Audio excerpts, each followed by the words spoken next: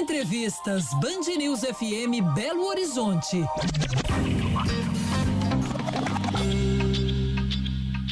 10 horas com mais 5 minutos. Olha só, em meio a essas novas alegações de abuso de autoridade, ministros do Supremo Tribunal Federal, como Alexandre de Moraes e Gilmar Mendes, relembram que liberdade de expressão não é liberdade de agressão.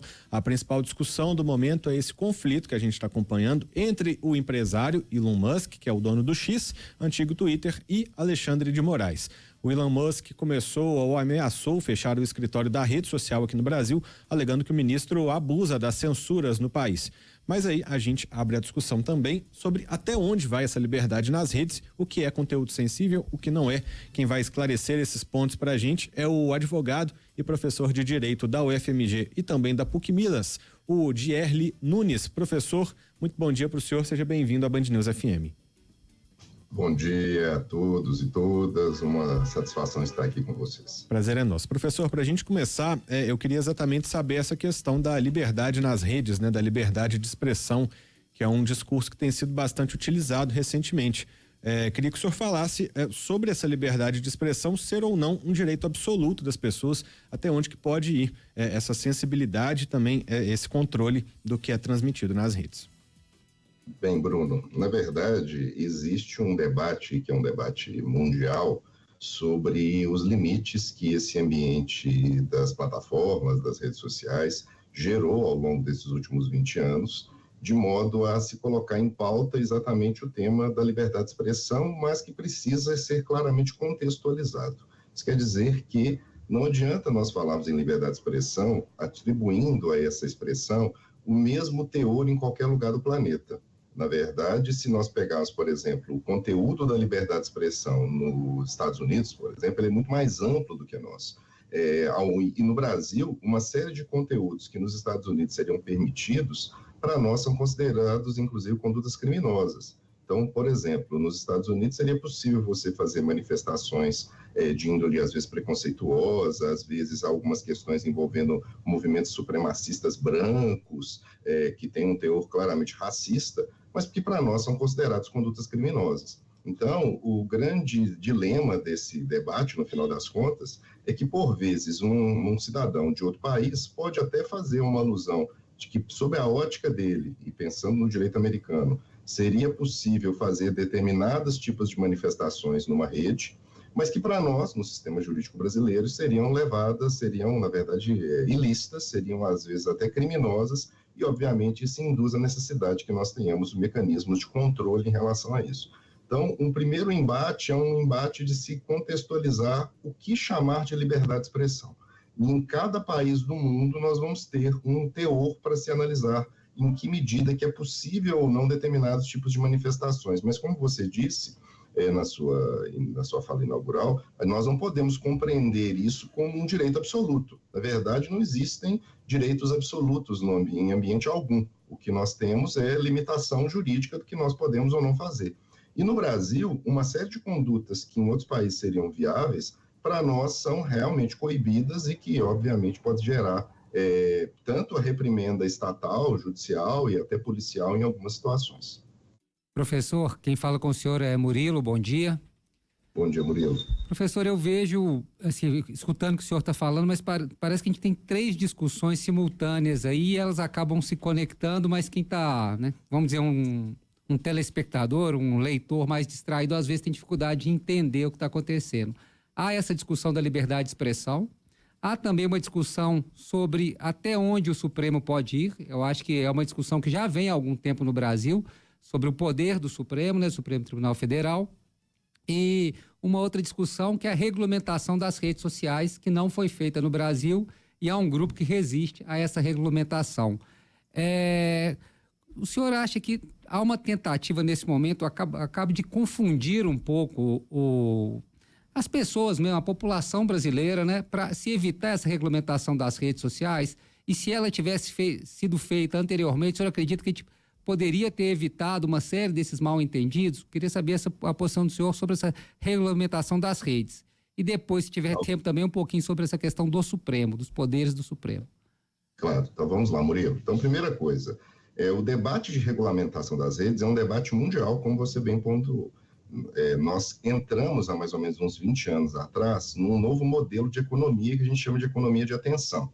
Nesse modelo de economia de atenção, claramente o que vale, efetivamente, é a captação dos nossos dados digitais e da nossa atenção nesses ambientes. Então, eles são, inclusive, criados para gerar em todos nós o interesse em ficar o máximo de tempo possível numa plataforma. E eles usam uma série de subterfúgios, de técnicas, para poder fazê-lo. O primeiro deles é nos colocar em determinadas caixinhas dentro dessas plataformas, nas quais nós vemos predominantemente aquilo que nós gostamos. Então, para o espectador, para o telespectador, há de se perceber que o que você vê na rede social não é a realidade do mundo. É, na verdade, algo filtrado em consonância com as suas próprias preferências. Eles colocam para você ver 80% a 90% de informações que você gosta e colocam um percentual ali de 10% a 15% de informações que você não gosta, para que você tenha a falsa sensação de que está vendo o mundo. Mas, na verdade, você está vendo o mundo a partir das suas pré-compreensões. E por que eles fazem isso?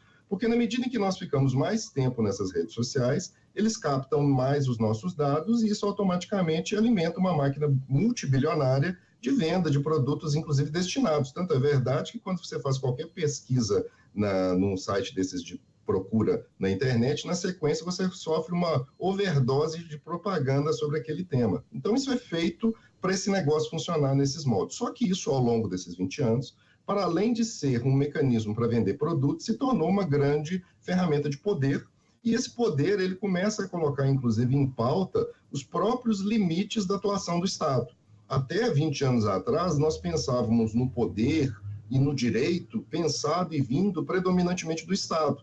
Essas grandes corporações tecnológicas, essas big techs, elas colocaram em xeque nisso. Então, tem um bastidor nesse debate, no final das contas, que é um debate entre o poder que essas grandes plataformas têm e que, claramente, elas não têm interesse algum que haja regulação delas. Porque, ao longo desses 20 anos, elas não foram reguladas e isso permitiu que elas façam, inclusive, dar mais atenção para aquilo que gere maior monetização, que gere maior dinheiro, mais dinheiro para eles.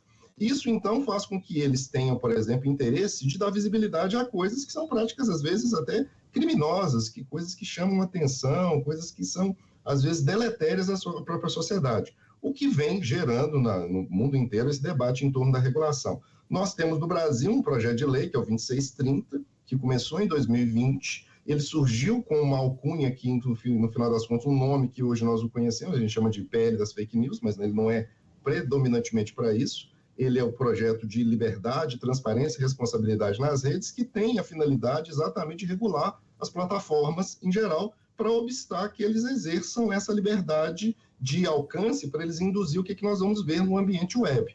E isso, obviamente, coloca em pauta todo um movimento deles, uma contramedida deles, e a gente tem um exemplo, inclusive, no Brasil, no ano passado, que esse projeto de lei estava na iminência de ser votado, e no final, o que se fez? Ali, poucos dias antes, eles fizeram uma campanha publicitária, duas grandes big techs fizeram uma publicidade para gerar para o cidadão brasileiro a ideia de que ela iria inibir a sua liberdade de expressão, o que não é, a verdade não é, inclusive, a finalidade predominantemente desse PL. Só que, em face desses embates que se tornaram, inclusive, dessa polarização política que nós vivenciamos nos dias atuais,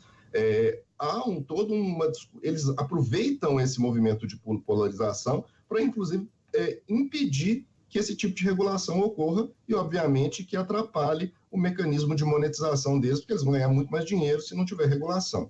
E a pergunta que você fala sobre os limites da atuação dos tribunais, do Poder Judiciário como um todo, também não é um tema só brasileiro, é um tema mundial. E no caso nosso brasileiro, interessa mais porque a gente vivencia, ao longo dos últimos anos, um fortalecimento muito grande do papel do Supremo Tribunal Federal, que, por vezes, exatamente tenta suprir essa lacuna, a falta da lei, porque, percebam, no ambiente no qual há o cometimento de crimes no ambiente da internet, as pessoas, às vezes, fazem o que a gente chama de discurso de ódio, ou às vezes até induzem que as pessoas agridam, cometam, inclusive, crimes, pedofilia, tráfico, e terrorismo em outros países do mundo. Ou seja, na medida em que tem isso, eu preciso de ter algum mecanismo jurídico para coibir isso. E o mecanismo jurídico, na falta de uma legislação, acaba sendo esse espaço que o judiciário acaba atuando. Então, o judiciário vem suprindo uma lacuna.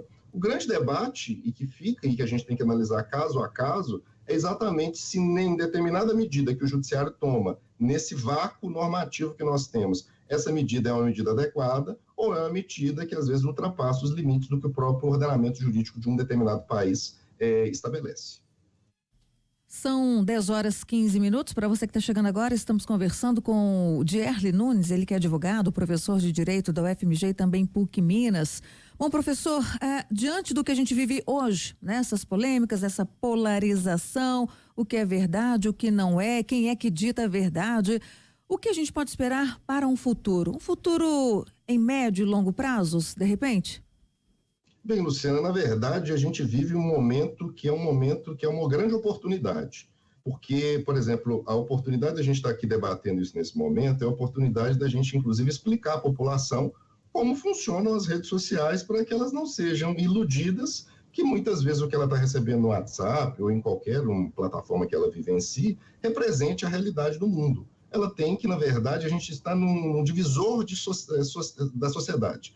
A gente precisa, na atualidade, buscar que os cidadãos se preocupem cada vez mais em procurar fontes verdadeiras das informações. Numa mídia consolidada, como é aqui a Band News, em outros canais de jornalismo sério. Ou seja, há uma necessidade hoje que a gente tenha um cuidado, porque eu costumo dizer, inclusive até para os meus alunos, que a gente vive num mundo que não dá mais para ver, para crer. Porque, inclusive, uma imagem que a gente possa vir, um áudio que a gente receba, pode ser uma adulteração por inteligência artificial, uma deepfake, como, inclusive, está tentando se coibir o uso, inclusive, agora nas eleições, através de uma resolução do TSE de março desse ano. Ou seja, a gente vive uma era muito complicada, na qual a gente tem que buscar a realidade. A gente tem que buscar qual que é o relato correto dos fatos, para que nós não sejamos induzidos em erro. E, às vezes, pode ter utilização, seja para vender produto para nós, para nos induzir uma compra indevida, para um superendividamento para determinadas parcelas da população, seja por uma questão político, efetivamente ideológica, que a pessoa aproveita as próprias, às vezes, os próprios valores de um determinado grupo de pessoas para, às vezes, induzi-las a pensar que o mundo funciona de um determinado modo que não funciona. Então, a gente vive uma era um tanto quanto de ruptura no sentido positivo. A gente tem uma oportunidade. A oportunidade é exatamente entender essa sociedade digital, entender esse ambiente que a gente convive com as outras pessoas a todo momento, de modo presencial, mas online muito. E a gente precisa saber para que a gente consiga efetivamente manter o que é essencial no ser humano, que é a escolha. A gente tem que saber escolher, a gente deve poder escolher, mas para escolher a gente precisa conhecer adequadamente a história, os fatos, a realidade. Nós conversamos aqui na Band News FM com Dierli Nunes, ele é advogado e professor de Direito da UFMG e da PUC Minas. Nosso assunto hoje foram esses recentes embates aí entre o judiciário brasileiro e Elon Musk, dono do X, o antigo Twitter. Professor, muito obrigado pela entrevista, até um próximo contato. Eu que agradeço, sempre um prazer, sempre à disposição.